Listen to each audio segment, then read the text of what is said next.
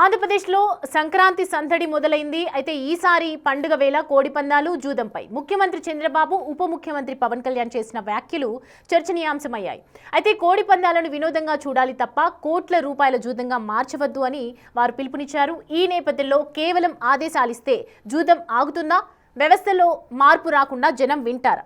అసలు జూదం నియంత్రణకు ఏం చేయాలి అనే అంశాలపై విశ్లేషిద్దాం. దానికన్నా ముందు వాళ్ళు ఏం మాట్లాడారో ఒకసారి చూద్దాం. గోదావరి జిల్లాలు అనగానే గుర్తొచ్చేది కోడి పందాలు.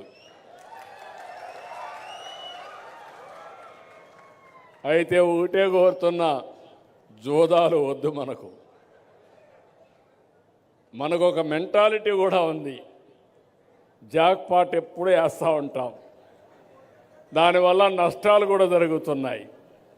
మన ఆలోచన విధానంలో పాజిటివ్గా ఆలోచించుకొని మన వారసత్వాన్ని పరిరక్షించుకుందాం. కానీ మన వారసత్వాన్ని బలహీన చేసుకుని జూదాలు అడిగే పరిస్థితి వస్తే అది మంచిది కాదు. కోడి పందాలు చూద్దాం, వినోదం కింద చూద్దాం, కానీ జూదం కింద కాదని మరొకసారి మీ అందరికీ విజ్ఞప్తి చేస్తున్నా. సంక్రాంతి అనగానే నేను మెయిన్గా ఎందుకు చాలా నాకు అనిపించిందంటే, గోదావరి జిల్లాలండి, కోడిపందాలండి, జూదాలండి, సంక్రాంతి తాలూకు అంటే సంక్రాంతి అంటే కోడిపందాలు, జూదాలు, పేకాట. ఓకే, నేను సరదా అదేం కాదంటలేదు, చేసేవాళ్ళని చేసుకోమని చెప్పి నాకు ఇబ్బంది లేదు. కానీ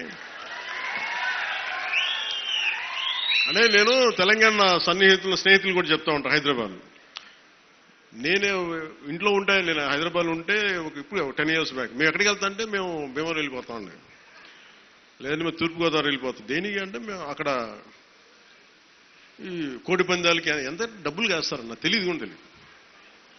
నాకు అప్పుడు అర్థమైంది. రైట్ సార్, కోడి పందాల గురించి ఓవరాల్గా మనం చూస్తూ ఉన్నాము. ఆదేశాలు చెప్తూ ఉన్నారు. అంటే సిస్టంలో మార్పు ఖచ్చితంగా రావాల్సిందేనా? కోడి పందాలకు సంబంధించి ఓవరాల్గా మీ అనాలిసిస్ ఏంటి?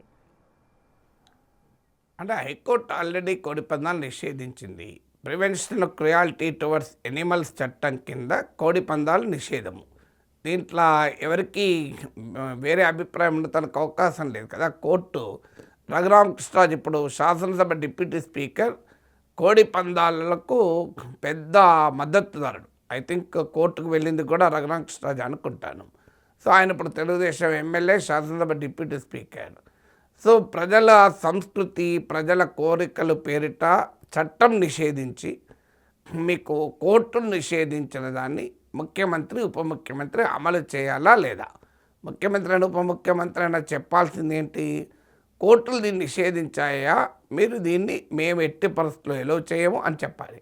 కానీ పవన్ కళ్యాణ్ ఏమంటున్నాడు? ఆడేవాళ్ళు ఆడుకోండి, జూదము, గ్యాంబ్లింగు, జూదము, పేకాట అంటున్నాడు తప్ప జూదము, పేకాట మంచిది కాదు, నిషేధము, దాన్ని ఆడకూడదు అని అనాల్సిన ఉప ముఖ్యమంత్రి ఆడేవాళ్ళు ఆడుకోండి అంటే ఎట్లా? ఇక చంద్రబాబు నాయుడు వినోదానికైతే ఆడుకోండి. వినోదం ఏంటి? వినోదానికి ఆడుకుంటే జూదం వద్దండి. జూదం ఒకటే కాదు, ఎస్, పేకాట పైన కోర్టు కూడా తీర్పులు చెప్పాయి. పేకాట డబ్బులు పెట్టకుండా ఆడితే వినోదము, డబ్బులు పెట్టి ఆడితే వ్యసనము, గ్యాంబ్లింగ్ అవుతుంది అని కోర్టులు కూడా తీర్పిచ్చాయి. ఏదో బంధువులు ఒక కుటుంబము ఓ పండుగ కలుస్తారు, ఇంట్లో ఆనందానికో పేకాట ఆడితే అది జూదము కాదు అని కోర్టు తీర్పు చెప్పింది. కానీ ఇక్కడ జూదం అనే యాంగిల్ మాత్రమే చంద్రబాబు మాట్లాడాడు. జూదం ఒకటే కాదు ఇష్యూ, చట్టం వచ్చేది గ్యాంబ్లింగ్ యాక్ట్ మాత్రమే కాదు, ప్రివెన్షన్ ఆఫ్ గ్యాంబ్లింగ్ యాక్ట్ ఒకటే కాదు, prevention of cruelty towards animals అని ఇది ఈ చట్టం అనేది. చట్టాన్ని మీరు సవరించితే దట్ ఇస్ డిఫరెంట్ కేస్. చట్టం ఉంది కదా, ఇది పార్లమెంట్ చేసిన చట్టం కదా, prevention of cruelty towards animals. దీనిపైన ఎక్కడ జల్లికట్టు తీర్పు కూడా వచ్చింది సుప్రీంకోర్టు. తర్వాత ఇలాగే రాజకీయ ఒత్తిళ్ల వల్ల జల్లికట్టు కూడా అటు ఇటు అయిపోయింది. సో అందువల్ల మీకు మా సాంప్రదాయము, సంస్కృతి పేరిట మీరు ఆలోచనలు మేము పశు హింసను, ఎనిమల్ వైలెన్స్ను ప్రోత్సహిస్తామని అంగీకరించలేదు. కోళ్ళు, రఘురామకృష్ణరాజు వాదన చూశాను, కోడి పుంజులు సహజంగానే కొట్టుకుంటాయని. సహజంగా కొట్టుకోవడం వేరు, వాళ్ళకి కత్తులు కట్టి ఆడ మీకు రక్తం కారుతుంటే, అవి హింసకు గురవుతుంటే వాటిని ఆనందపడుతూ కేరింతలు కొట్టడం వేరు కదా. అయితే సాధారణంగా ఒక వాదన ఉంటుంది, మరి కోడి తింటారు కదా చికెన్ అని. కోడి తినడం వేరు, కోడి పందాలు వేరు. ఇప్పుడు మనం చేపలు తింటారు, అదే చేపలు తినే వాళ్ళ ఇంట్లో కూడా ఆక్వేరియం ఉంటుంది. మీరు ఎవరినైనా అడగండి, చేపలు తినేవారు ఆక్వేరియంలో తాము పెంచుకునే చేపలు తింటారా అడగండి. మరి ఆక్వేరియంలో పెంచుకుంటూ ఎవరైనా గెస్ట్లు వస్తే అలాగలో 2 చేపలు తీసి ఫ్రై చేసి ఇస్తారా? ఇవ్వరు కదా. అంటే there is a difference between the two. చట్టం ఏం చెప్తుందంటే ఫర్ సర్వైవల్, నీ ఎగ్జిస్టెన్స్ కొరకు చేస్తే తప్పు కాదు. అది human existence and human consumption. ఎందుకంటే ప్రపంచంలో దేశంలో 90% మంది మాంసాహారులే.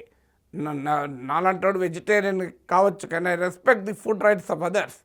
సో అందువల్ల అక్కడ చికెన్ తినడం నేరము అని కాదు. కానీ ఇక్కడ హింస కోసం, ప్రత్యేకంగా వినోదం కోసం హింసను ప్రోత్సహించడం ఏంటి అనే ప్రశ్న. అందువల్ల అందులో 2 డైమెన్షన్ ఉన్నాయి. ఒకటి గ్యాంబ్లింగ్ చంద్రబాబు చెప్పినట్లు, రెండవది prevention of cruelty towards animals. ఈ 2 యాంగిల్స్లో కోర్టు తీర్పు చెప్పాక కోర్టు తీర్పును ప్రభుత్వాలు అమలు చేయాలి తప్ప సొంత భాష్యాలు ఎలా చెప్పగలం?